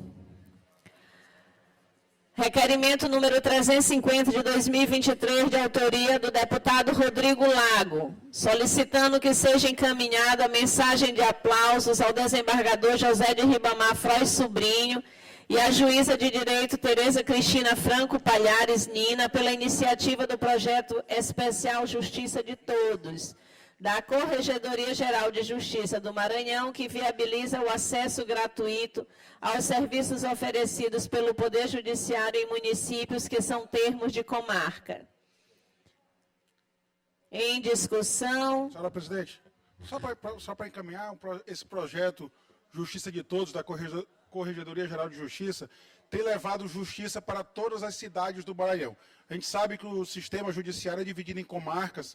Muitas cidades não são sede de comarcas e, portanto, a população que reside nessas cidades que são termos ficam distantes do promotor da cidade, do juiz da cidade, do defensor público, enfim, fica longe do acesso à justiça, que a gente sabe que é um direito e garantia fundamental previsto na Constituição, e por isso essa moção que eu faço de aplauso, de reconhecimento do trabalho desenvolvido pelo desembargador Frois Sobrinho à frente da Corregedoria e pela juíza Tereza, que levaram justiça para todas as cidades do Maranhão, ainda mesmo aquelas que não têm sede de comarca.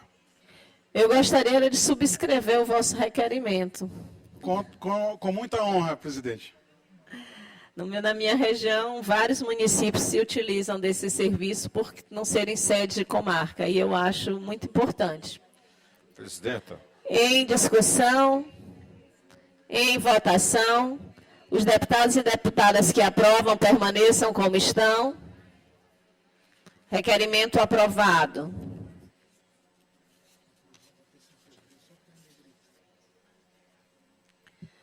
Nos termos do regimento interno, determino a inclusão na ordem do dia da sessão ordinária de terça-feira, dia 26 de setembro de 2023, das seguintes proposições. Projeto de lei número 362 de 2023, de autoria do deputado Júnior Cascaria. Projeto de lei número 495 de 2023, de autoria do Poder Executivo. Requerimento número 352 de 2023, de autoria do deputado Dr. Iglesio. Requerimento 353 de 2023, de autoria do deputado Zé Inácio. Inscritos para o grande expediente, a deputada Janaína.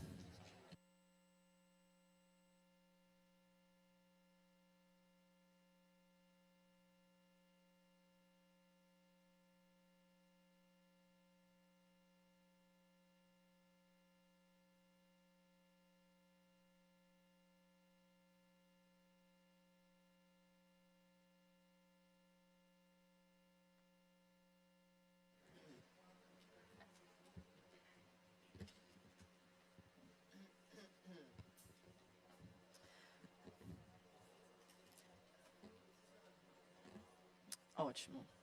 Bom dia, mais uma vez, deputados, deputadas, presidente Iracema, quem está nos acompanhando através da TV Assembleia, das nossas redes sociais, a imprensa presente, toda a galeria. E eu venho usar hoje, mais uma vez, essa tribuna, conforme também esteve aqui agora há pouco, relatando a ida do nosso governador, nosso colega deputado Antônio Pereira, lá na cidade de Imperatriz. E eu quero mandar um abraço especial para a nossa região tocantina, para os imperatrizenses.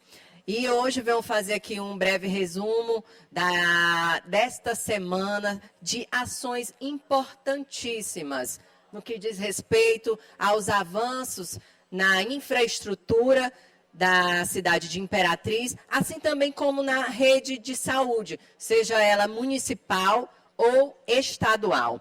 Na segunda-feira, no município de Imperatriz, foi dada a ordem de serviço ao lado do prefeito Assis Ramos e também de todo o corpo técnico da Secretaria de Saúde, ali composta pela secretária Doralina, e do líder da Agensul, do senhor Wagtônio Brandão. Foi dada a ordem de serviço da primeira oficina ortopédica da região. E essa oficina, ela vai trazer avanços para a rede de saúde, seja ela municipal ou estadual, como eu disse aqui anteriormente, porque vai fabricar na própria cidade de Imperatriz, vai fabricar órteses, próteses, materiais específicos e sob medidas, seja ela cadeira de rodas, bengalas, muletas, coletes, as próteses, ou os OPMs, enfim, vai trazer uma economia aos cofres públicos daquela cidade, assim também como toda a região.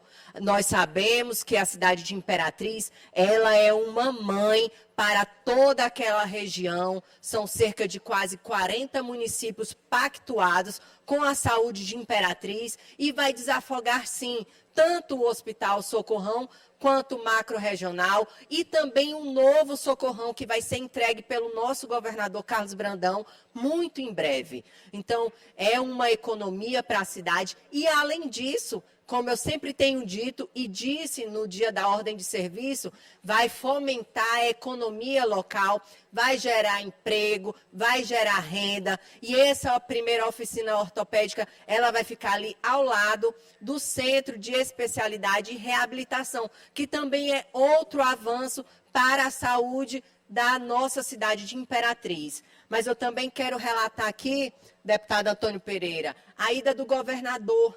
Ontem, quarta-feira, a nossa cidade de Imperatriz, o governador esteve presente e eu, como imperatrizense, que estava aí bastante ansiosa, e também nós estamos lá e éramos, né, bastante cobrados, todos aqui acompanharam no mês de março, naquela solenidade, lá no município de Imperatriz, aonde ele deu posse aos secretários que prometeu 50 quilômetros de asfalto. Deputada E aonde Janaína eu Ramos, andava...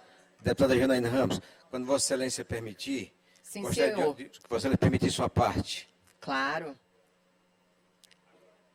Claro, Já. senhor. Deputada, primeiro, parabenizá-la pela maneira como Vossa Excelência tem se conduzido aqui na casa, na Assembleia, representando o povo da nossa querida Imperatriz da região tocantina. E eu fiz ainda há pouco um apanhado para deixar a sociedade, esta casa, seus representantes, os deputados, deputadas e a sociedade maranhense ciente do que aconteceu na Imperatriz. Mas eu cometi uma injustiça e eu quero aqui agora, nesse momento, me retratar. Esse poço artesiano lá do bairro Planalto, eu quero dizer que o município de Imperatriz, deputado Iracema, foi quem cedeu ao Estado, né? E, portanto, eu quero agradecer ao prefeito Assis por essa concessão, tá? Eu esqueci de falar isso, foi um esquecimento, mas eu estou me retratando, estou recolocando isto no meu pronunciamento anterior. Era só isso, e parabenizá-la. Muito obrigada, deputada Antônio Pereira, e está feita aqui a retratação. E como estava aqui falando, o governador teve ontem, quarta-feira, e naquela solenidade, no mês de março, ele prometeu aqueles 50 quilômetros de asfalto. E quarta-feira ontem, ele esteve presente com os colegas deputados estaduais da região, deputados federais, lideranças, nosso prefeito Assis Ramos, o Sebastião Madeira, o Wagtônio, enfim, toda uma comitiva, e ele deu a ordem de serviço, e aí está iniciando o recapeamento ali da Avenida Newton Belo, bem ali no início da Rua Ceará, ali precisamente ali entre o bairro Santa Inês, o nosso governador teve lá presente, e não será, como ele bem disse, não é apenas 50 quilômetros, serão muito mais. E isso é um avanço para a infraestrutura de Imperatriz. Aqui, deputado Antônio Pereira, o senhor conhece a malha viária daquela cidade, da cidade de Imperatriz, como o senhor disse, ela foi bastante castigada pelas chuvas. E, obviamente, o segundo maior município do Maranhão, nenhum prefeito vai conseguir reconstruir a cidade sozinho. E é necessário, sim, essa parceria, essa mão amiga do governo do Estado. E veio, sim, em uma excelente hora. E eu, como imperatrizense, como representante aqui do povo do nosso Estado, quero usar esse espaço aqui para agradecer o nosso governador, porque eu sempre tive confiante e sempre repassava aos nossos colegas, vereadores, vereadoras, lideranças que ficavam nos perguntando: Janaína, cadê o asfalto? Eu digo, calma, que o governador está se organizando, está buscando mais recursos, porque ele não quer fazer apenas 50 quilômetros,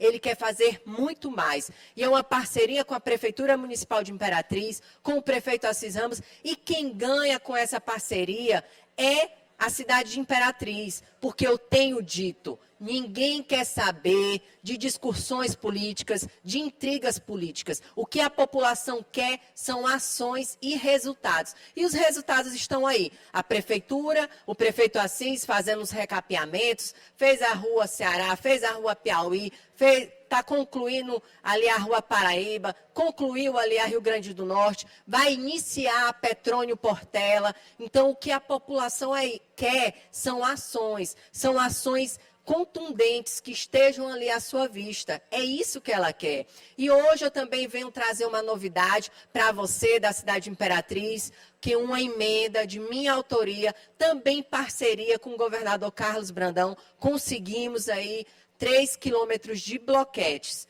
É uma parceria também com a Prefeitura Municipal de Imperatriz e nós vamos estar dando início agora, nesses próximos dias, iniciar ali o bloqueteamento da Rua da Paz, no Parque das Palmeiras. Vamos também passar para a Vila Redenção 2. Então, são avanços na cidade de Imperatriz, seja o asfalto ou o bloqueteamento, que quem ganha com isso é a população.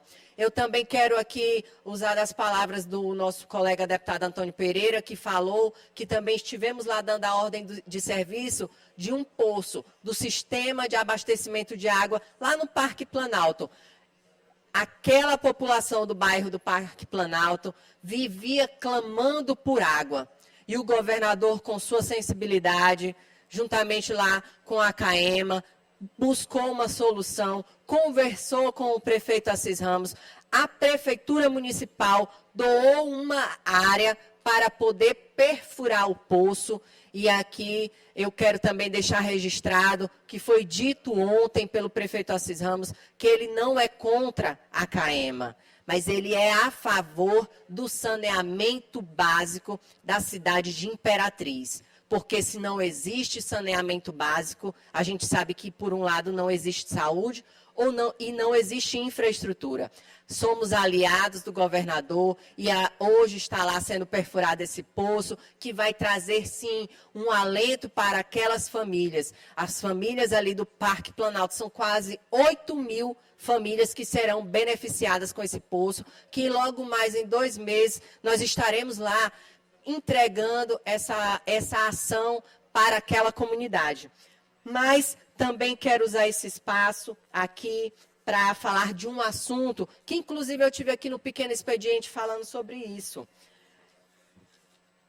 É em relação ao combate e à violência sexual contra crianças e adolescentes.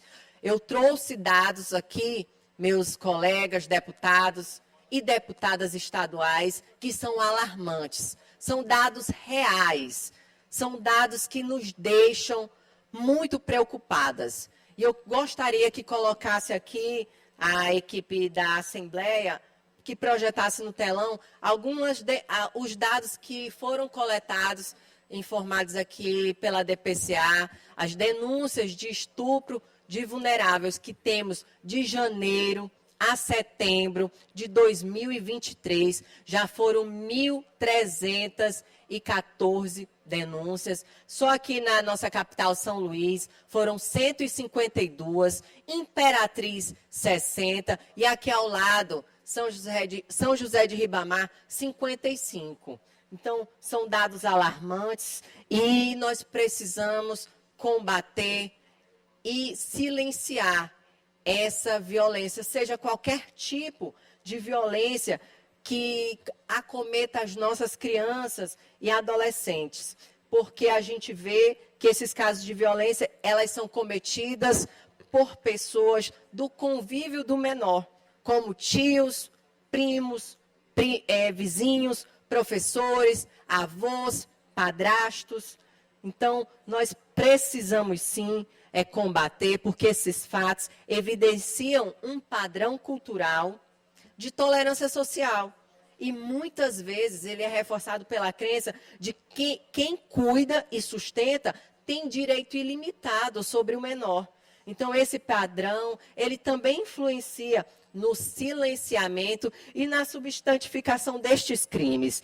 E existem pesquisas hoje que apontam que a tolerância social silencia os adultos que foram cometidos por esse crime, diante de um crime de violência sexual, seja ela contra ou a criança ou o adolescente.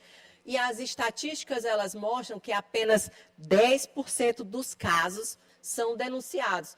Ou seja, o número é cada vez maior. E a gente sabe que esse número é maior porque quando você está aí usando as suas redes sociais, que você abre um aplicativo, qualquer plataforma, você se depara com uma denúncia de que uma menor ou um menor, ele foi ali abusado. São casos que estão virando rotina, infelizmente, aqui no nosso estado e no nosso Brasil. Então, meus nobres colegas deputados e deputadas, esse padrão social de tolerância, ele não deve ser reproduzido e reforçado pelo poder público. Nós temos o dever de romper esse silenciamento e a ignorância sobre os direitos das crianças e dos adolescentes. E é nosso dever lutar para garantir os direitos das crianças e a segurança delas e fortalecer essa rede de proteção. E nesse sentido, esse projeto de lei de minha autoria que está em pauta hoje aqui, que foi votado em primeiro turno em sessão plenária, é mais um esforço que tenho me empenhado para promover o enfrentamento de qualquer tipo de violência praticados contra crianças e adolescentes. E esse projeto de lei, ele veda a nomeação de pessoas condenadas por sentença criminal de trânsito em julgado, baseado pela Lei Federal Henri Borel, que é a número 14.344/2022, para exercer cargo ou emprego público na administração pública estadual. Apesar da nossa legislação, ela já tipificar quase todos os tipos de violência praticada contra criança e adolescente e possuirmos penalidades para cada uma delas no Código Penal, precisamos avançar, sim, no enfrentamento destes crimes. Ou seja, a gente deve efetivar cada vez mais políticas públicas que fortaleçam a rede de proteção. E, diante disso, é preciso registrar nesta tribuna que a impunidade ainda é um marco vivido pelo nosso corpo social, infelizmente. Infelizmente, isso é uma realidade. A maioria dos casos, os abusadores, eles se aproveitam do desconhecimento ou do medo destas vítimas, já que na maioria das vezes a violência ela é praticada no próprio ambiente familiar e não há uma realização de denúncia. Ambiente familiar esse que deveria ser de proteção. Então, consequentemente, há uma isenção de provas para uma possível denúncia, instauração de inquérito contra aquele abusador. Então, é necessário a aplicabilidade desta lei. Então, eu conto com esta casa, conto com os meus colegas e as minhas colegas deputadas para que a gente se unam e combata este crime.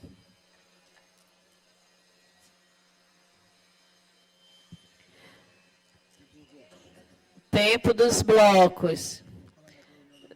Tem alguém inscrito pelo Bloco União Democrática? Minha presidente, só questão de um informe, pode ser? Sim, deputada. Eu só queria aqui aproveitar para agradecer a todos os colegas deputados que aprovaram desde o primeiro e segundo turno nesse projeto de lei tão importante para nós. Quando a gente deu entrada no primeiro projeto que só contemplavam os alunos, eu fui procurada por diversos professores e disse, Bical, e nós, como é que ficamos? E aí surgiu a ideia da gente alterar essa lei. E, pela graça de Deus, hoje foi aprovado em segundo turno, seguindo para a sanção. Então, presidente, muito obrigada, e todos os colegas deputados, por nos ajudar mais uma vez para que fosse aprovada mais um projeto de nossa autoria.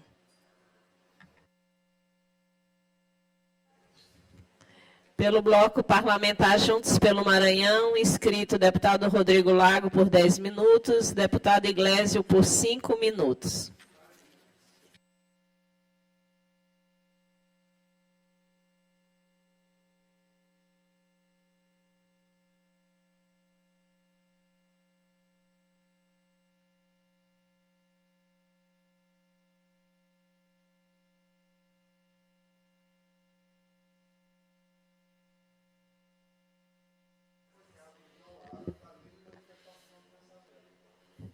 Senhora presidente, senhores deputados, senhoras deputadas, membros da imprensa, da galeria, pessoas que nos acompanham pelos canais da TV Assembleia. Senhora presidente, esse ano comemoramos 3 anos da abertura, no mês de maio, deputado Arnaldo, 3 anos de abertura do Hospital Regional de Lago da Pedra. Eu me recordo que eu estava no Palácio dos Leões, naquele momento era secretário de Articulação Política do governo e também secretário de Comunicação, e ali foi uma guerra. Vivíamos a guerra contra o coronavírus, contra a Covid-19, um vírus novo que infelizmente virou uma pandemia mundial e que também chegou ao Maranhão, como chegou ao Brasil, chegou a todos os cantos do nosso planeta, levando muitas vidas, causando muitos problemas de saúde para a população. E naquele momento houve um esforço da equipe da Secretaria de Estado da Saúde, liderada pelo nosso amigo, hoje deputado Carlos Lula, para exatamente regionalizar toda a rede de saúde e de atenção à Covid. Vários esforços foram feitos. Contratamos, inclusive, mais UTI aérea para carregar pacientes que, infelizmente, precisavam de apoio necessário, ambulâncias, equipamentos. Era muito difícil chegar no mercado internacional e adquirir todos os equipamentos necessários para a população, e esse esforço foi feito, na época, pelo ex-governador Flávio Dino, que foi atrás de comprar os equipamentos necessários para garantir que hoje nós podemos vir à tribuna e dizer que o Maranhão foi o estado brasileiro em que houve menos mortes em termos proporcionais por conta do coronavírus. Isso não foi ao acaso. Isso foi decorrência de muito trabalho, de muita dedicação de vários profissionais de saúde, de vários profissionais da Secretaria de Estado da Saúde, da turma da administração.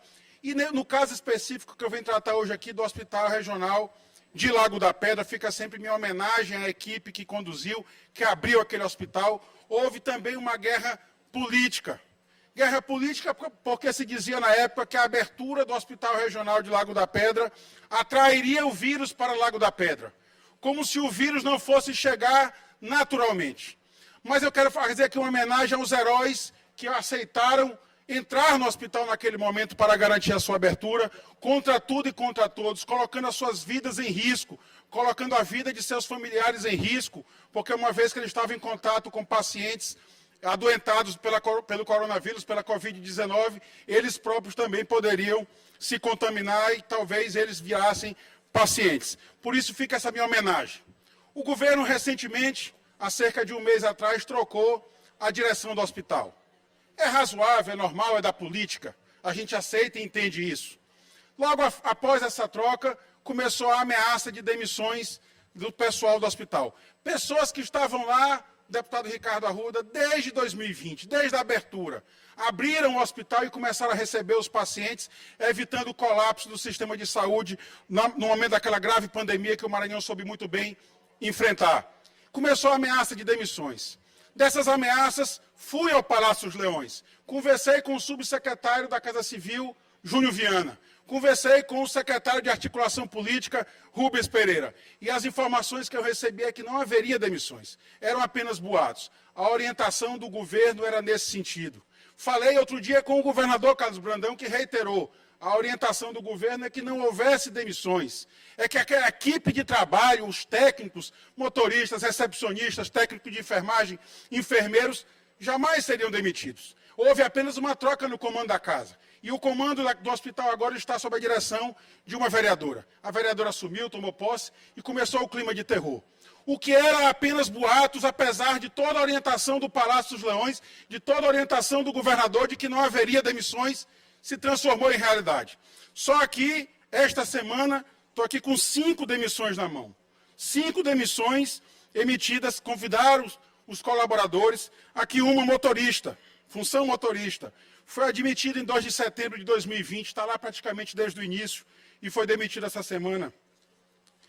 Estou com outra demissão aqui, assistente administrativo, também contratado desde 2020. Estou com outro aqui também, assistente administrativo, contratado em junho de 2020. Abriu as portas do hospital há 3 anos atrás.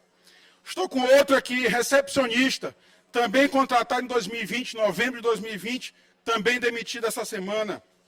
Estou com outro aqui, técnico de enfermagem, também demitido esta semana, data de admissão 8 de junho de 2020. Essas pessoas que abriram o hospital contra tudo, contra todos, contra todo o preconceito, inclusive político, que havia na cidade, contra aqueles negacionistas que negavam o vírus, que negavam a pandemia, que trabalharam ardorosamente para poder salvar vidas, para proteger a integridade física das pessoas, agora recebem a carta de demissão. É óbvio que essas pessoas são seletivas, são seletistas, e não há para elas a proteção da estabilidade. Podem ser demitidas a qualquer tempo, e eles sabem disso, mas não podem ser demitidas de forma imotivada, e muito menos por critérios de perseguição política, critérios esses, como eu ouvi do governador, como eu ouvi do subsecretário da Casa Civil, como eu ouvi do secretário da Articulação Política, não é a orientação do governo. Por isso, eu faço essa manifestação aqui da tribuna para fazer essa advertência. Esses atos praticados pela nova gestão do Hospital Regional de Lago da Pedra representam, isso sim, atos de improbidade administrativa, porque desvirtuados dos princípios que devem reger a administração pública, dentre eles a impessoalidade. Não se deve ali escolher quem votou em A ou B, até porque todos votaram no governador. E mesmo que não tivessem votado, são profissionais contratados e dedicaram suas vidas durante 3 anos a salvar vidas de outras pessoas de Lago da Pedra, e por isso é muito injusto, e muito mais do que isso. É ilegal as demissões, são ilegais as demissões, poderão até ser revertidas no Poder Judiciário e causam sim, isto sim, ato de improbidade da gestão atual que assumiu o Hospital de Lago da Pedra. Portanto, fica aqui a minha advertência. Já comuniquei isto ao governo, também estou comunicando aqui à sociedade de Lago da Pedra. Eu fui muito bem votado na cidade de Lago da Pedra e tenho responsabilidade pela melhor atenção dessa importante política pública que é a saúde. O Hospital de Lago da Pedra já realizou, somente agora no aniversário de 3 anos, mais de 300 mil atendimentos em Lago da Pedra, e esses atendimentos foram feitos por esses profissionais que agora foram convidados a sair, causando prejuízo ao erário, porque sairá dos cofres públicos as verbas indenizatórias da rescisão do contrato de trabalho de cada um deles. Por isso eu faço essa advertência e o apelo que o governo faça cumprir a orientação do Palácio dos Leões, que é exatamente não haver demissões por perseguição política. Muito obrigado.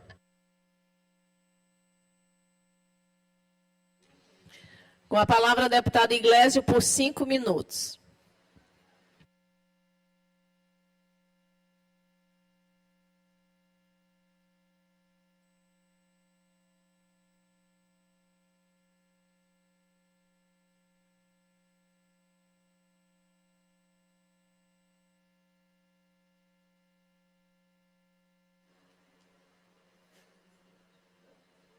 Obrigado.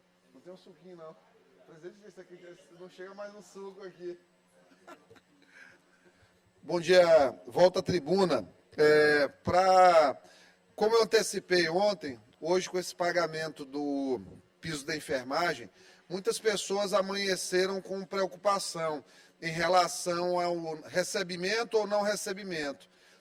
Tiveram pessoas que receberam, outras pensavam que receberiam e ficaram a ver navios. O que é o grande problema? Primeiro, porque não foi feito de uma forma transparente a divulgação. O governo federal fez um incremento aí de publicidade e propaganda da ordem de 150 milhões, mas não fez uma propaganda direcionada a explicar para esses milhões de profissionais, que no Brasil nós temos, são milhões de profissionais de enfermagem. Muitas pessoas, inclusive técnicos, enfermeiros, têm dentro da própria profissão o chamado Cadastro Nacional dos Estabelecimentos de Saúde, CNES. As pessoas trabalham no local, são registradas com uma determinada carga horária. A partir do momento que essas pessoas, muitas vezes, por desconhecimento ou às vezes até por, de fato, desleixo, não fazem a atualização cadastral, o Ministério da Saúde tem o CPF, está sendo feito uma contagem direta por CPF, por localização geográfica, e quem tem uma extrapolação de carga horária não está recebendo.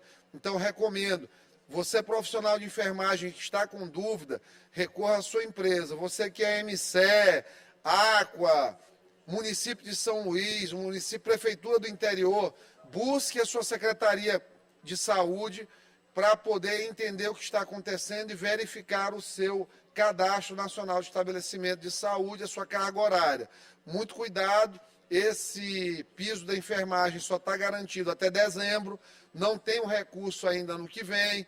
O governo federal está projetando um tal de déficit zero, que o mercado financeiro já entendeu que não vai acontecer, por isso que houve uma perda de confiança aí no ministro da Fazenda e na condução econômica do governo Lula.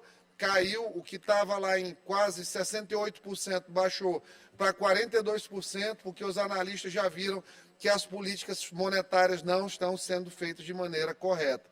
Cortaram ontem 0,5% na taxa de juros, por quê? Porque é um movimento natural da macroeconomia. Com estabilização inflacionária, vem uma queda na taxa de juros, mas precisam ser tomadas medidas não apenas no sentido de arrecadar mais, cobrar mais imposto. Precisa fazer corte mesmo de despesas, com responsabilidade. Não dá para dizer e achar bonito que um presidente que já gastou 30 milhões de reais de hotel diária para a comitiva dele, que já gastou 8 milhões de reais em cartão corporativo, dados de até agosto, 8 milhões, o presidente que proporcionalmente mais gastou no país na história com cartão corporativo. Um presidente que quer gastar 400 milhões de reais para comprar uma aeronave nova, para poder ter uma cama de casal para ele ir deitado com a esposa, num país que tem tantos problemas, não, é uma verdadeira imoralidade. Nós precisamos mexer na questão da despesa, cortar a despesa. Infelizmente, Lula, o ladrão de caneta, que recentemente aí levou 4, foi filmado furtando 4 canetas numa cerimônia internacional, ele não tem pena do país. Ele está viajando, já foram 30 viagens mais ou menos, 30 países nesse curto espaço de tempo conhecidos pelo governante. Ações efetivas não tem muita confusão e lero-lero todo dia. Comunicar que à tarde estarei aqui na sessão solene de entrega da medalha e o título, ambos não merecidos, pelo Ricardo Capelli, estarei aqui presente. Como o governador do estado vai estar presente, eles fizeram que o governador viesse para participar disso aí, como ele é um político muito bom, do bem, que tenta ser amigo de todo mundo, diferente deles, que são pessoas que agem pelas sombras, puxando tapete. Como eu soube que tem uma possibilidade da sessão ser presidida pela grande presidente da casa, já antecipo, presidente, que em respeito à senhora, não vou fazer qualquer tipo de manifestação verbal. Estarei apenas aqui com o meu silêncio posicionado perante a tribuna para ouvir o dileto secretário executivo. Sabe por quê? Porque ele gosta muito de mim. Ele me quer no PSB, recorrendo da saída do partido, então me sinto na obrigação de, enquanto ainda membro do partido e sendo tão querido dentro do PSB, desejado próximo a ele, fique registrado que isso aqui é uma ilação jocosa, até para depois eles não pegarem essa transcrição aí, que eles são terríveis. Então, estarei aqui, ele gosta tanto de mim, me quer tanto no partido, não me deixa sair, estarei aqui prestigiando essa cessão destes títulos que ele não merece. Em silêncio, não em respeito a ele, porque não merece, no meu entendimento, diante de tudo que expus, mas ao governador do Estado, a presidente da Assembleia e provavelmente outras pessoas que virão das instituições. Não será Iglesias Luciano Moisés Silva de Souza, filho de Marlene Moisés, a macular a imagem dessa casa e prejudicar a ordem dos trabalhos numa sessão solene, independente de quem seja, merecendo ou não, a decisão do plenário foi soberana, a casa optou por conceder este título a esta pessoa, mas aqui estarei, porque eu sei que ele gosta muito de mim, me quer no partido, e estarei aqui às 15 horas. Até adiei minha agenda de trabalho, mas vou participar, se ele me permitir, vou até dar um abraço nele aqui para fortalecer os nossos laços de amizade. Até às 15 horas, meus amigos e minhas amigas, um ótimo dia para vocês, que Deus nos abençoe. A política faz a gente superar cada situação que só Deus duvida. Às vezes o diabo não vem, mas manda o secretário. Eram essas palavras. Muito obrigado. Nada mais havendo a tratar, declaro encerrada a presente sessão.